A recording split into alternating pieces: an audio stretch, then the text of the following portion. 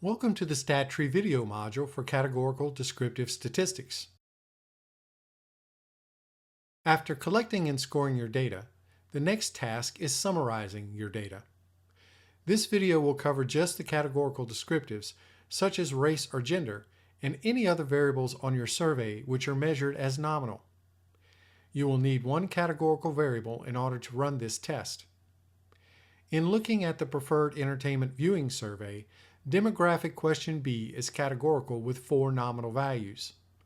This will be the variable we will use for our demonstration. To calculate descriptive statistics for a variable in Spider, type in the following Python code.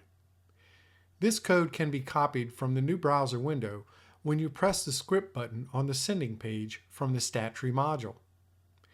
If you've already saved your code, press on the File Open icon above the editor pane.